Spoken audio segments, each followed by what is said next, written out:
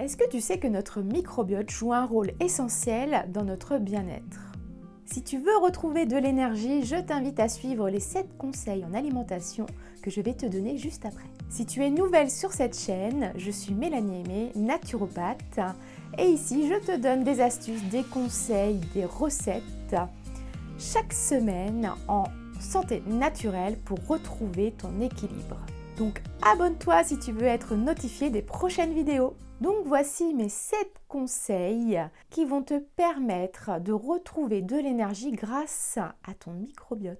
Premier conseil, il faut consommer des fibres.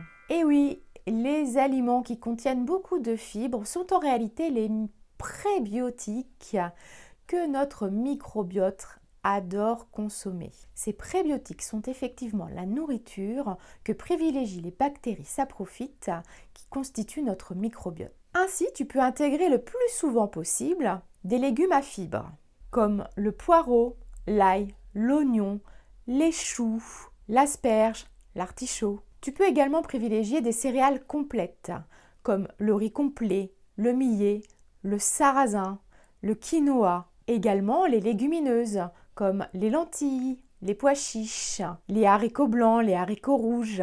La consommation d'oléagineux, comme les amandes, les noisettes, les olives. Et aussi des fruits comme la banane, les fruits de la passion et les fruits secs comme les pruneaux, les abricots. Deuxième conseil, il faut mâcher. Je ne le répéterai jamais assez, la mastication est primordiale pour notre système digestif, donc pour notre microbiote. Eh bien oui, si tu manges des fibres et que tu ne les mâches pas suffisamment, le microbiote ne va pas pouvoir en profiter complètement. Donc plus tu vas mâcher, plus tes fibres seront digérées correctement et ainsi ton microbiote en profitera. Troisième conseil, privilégie des cuissons douces. Effectivement, la cuisson douce, comme la cuisson à la vapeur douce, permet de préserver les minéraux, les vitamines et surtout, elles rendent les fibres beaucoup plus digestes. Donc, vapeur douce, mastication, des fibres au top pour ton microbiote. Quatrième conseil, tu peux manger régulièrement des aliments lactofermentés.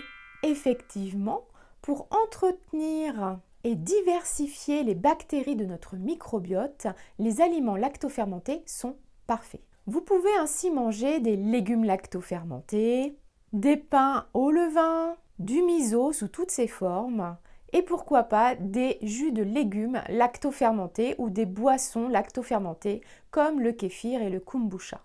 Mais attention, il ne faut pas non plus en abuser. Cinquième conseil, il serait intéressant aussi de consommer des aliments qui sont riches en glutamine. La glutamine est un acide aminé qui permet de restaurer la muqueuse intestinale mais aussi d'en maintenir son intégrité. Elle est donc très importante pour notre microbiote. Elle contribue aussi à notre protection via le système immunitaire et ainsi éloigner les mauvaises bactéries, les virus et les toxines. Pour trouver la glutamine, je vous invite à manger de la viande, mais pas trop non plus, des poissons, des fruits de mer, les œufs, le tofu en contient aussi, le chou rouge, les noix, les haricots rouges et le persil. Donc consomme-en régulièrement, cela aidera ainsi ton microbiote. Sixième conseil, use des épices et des aromates. L'origan, la cannelle, le thym, l'estragon, le curcuma, toutes ces épices sont notre allié pour notre microbiote. Elles vont venir lutter contre les bactéries pathogènes qui aimeraient se développer dans ce microbiote. Et ce n'est pas un hasard si on les retrouve dans des plats typiques dans des pays étrangers afin d'éviter le développement de certaines maladies dans ton tube digestif. Septième et dernier conseil, il y a certaines choses dans ton alimentation qu'il vaudrait mieux limiter. Les plats industriels, les mauvais gras, le sucre, l'alcool et le café, les produits laitiers non fermentés et toutes les viandes industrielles qui proviennent d'élevage intensif. Tous ces aliments déséquilibrent notre flore intestinale. Et certaines bactéries comme le Candida albicans peuvent en profiter pour proliférer. Donc si tu veux vraiment retrouver une énergie au top, ces aliments ne sont pas là pour t'aider. Donc grâce à ces 7 conseils, tu vas pouvoir diversifier ton alimentation pour soutenir ton microbiote et ainsi retrouver de l'énergie. Si malgré tous ces conseils, tu souhaiterais un accompagnement pour aller plus loin pour retrouver ton équilibre santé, n'hésite pas à me contacter via mon site internet. Et dis-moi en commentaire si tu connaissais déjà tous ces aliments qui aident ton microbiote. Et pense à me laisser un petit pouce bleu si tu as apprécié ces conseils. Cela m'encourage à continuer. Je te dis à la semaine prochaine pour une nouvelle vidéo. À bientôt!